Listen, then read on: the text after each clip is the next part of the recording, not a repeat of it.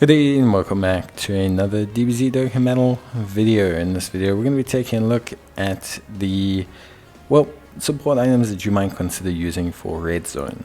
Now, Red Zone is an incredibly hard level of event, of course, but to be honest with you, there are some great items you can use to improve your performances in Red Zone and understanding which support items to take in. Now, I understand some people don't like to use support items, which is fine. I have a series called the No Item Challenge where I dedicate myself to doing this. But for a lot of players and a lot of new players and just players in general, using the right items can dramatically improve your chances of winning and also your enjoyment of the stage. Now, red zones are all quite different. Some are shorter than others, some are longer than others, and I will discuss this a little bit because it is important to understand. For example, red zone against Broly is a 3-phase event, or a 4-phase event with at least 8 turns or so, maybe even 10 turns, whereas Zamasu and Metal Cooler can be over in 5 or 6 turns, and this is quite a significant difference. Now we'll start with support items because these are a little bit more universal than the support memories. Support items, to cut a long story short, not the super hard red zone stages, all of them are pretty much immune to attack debuffing, and this leaves you with very minimal choice when it comes to support items. Your most common and popular will be Whis, as it is for a lot of hard content, with Icarus being a suitable replacement for that. Whis and Icarus are damage reduction. Damage reduction adds a considerable layer of defense to your characters and can help you with both the end phases or harder starting phases in shorter red zones. So it's very much #1 choices. Ghost Dasher is also great because it allows you to skip turns. A little bit more finicky to use, but it's a nice suitable alternative.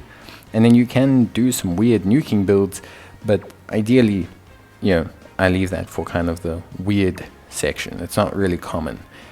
Princess Snake is kind of okay. Android 8 is kind of okay. But the healing from these is great, but ideally, the limited level of damage reduction or defensive gain that they provide isn't really what you want to use. I would say you either go Whis, you either go Icarus, or in peculiar situations, if you just need certain instances to get out of, you can use a Ghost Dasher. Those are generally going to be your 3 priority picks, just due to the fact that they allow you to escape damage or reset up your rotations, especially if you've got a rotation heavy lineup. You have certain units that need to be in certain places. Ghost Dashers actually work great because they prevent pretty much any negative damage. Items like Mouse, items like Nurse Chi-Chi, these don't work too great in Red Zone.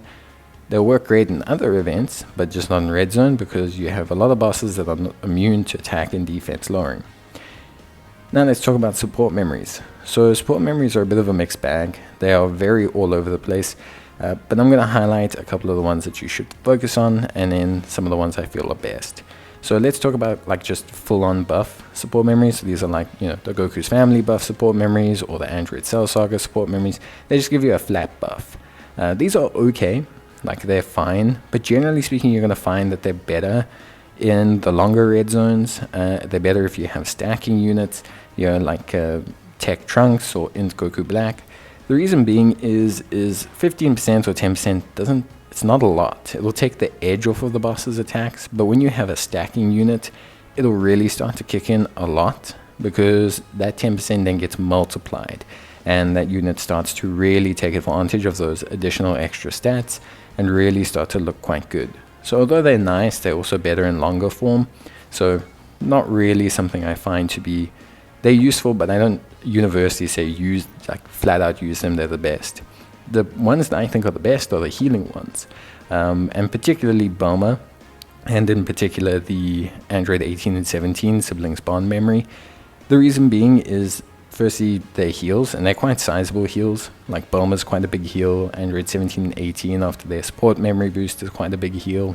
And firstly, for superclass teams or teams that just can't heal, you're going to need health back, especially if you're still only using a Whis or something, or even if you're not, even if you're just going in blind, getting health back, always helpful.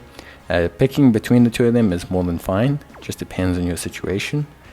And yeah, that's kind of it. Honestly, the healing support memories and the flat boosts are really all you can look at. The debuffing ones don't work out too well for the same reason the debuffing support memories don't work out.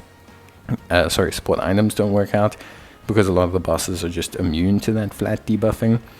You could, I guess, lobby for Key or something, or maybe a smaller boost that's over the first couple of turns against Zamasu.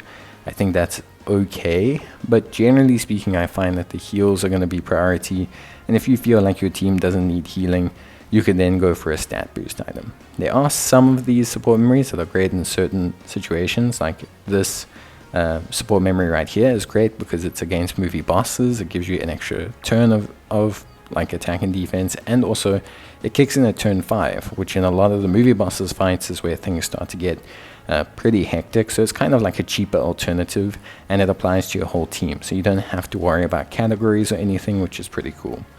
But beyond that, that's kind of it. Really, I would say the healing ones are probably the priority pick. If your team has good healing, maybe you're running like a Zamasu Goku Black team, or you're running like a team that can heal like this one, then maybe consider like a flat boost, or maybe just like a temporary 3-turn boost, or an extreme versus super boost. Well, not really that, because you're not facing super units, but yeah, try and think of maybe doing that. That could really help out. I'd go with something like this for my setup, but then obviously if I'm running something like this, I might consider bringing in the healing, and the reason being is super teams lack a bit of healing. They do have a lot of revives and things like that, but the heals do help.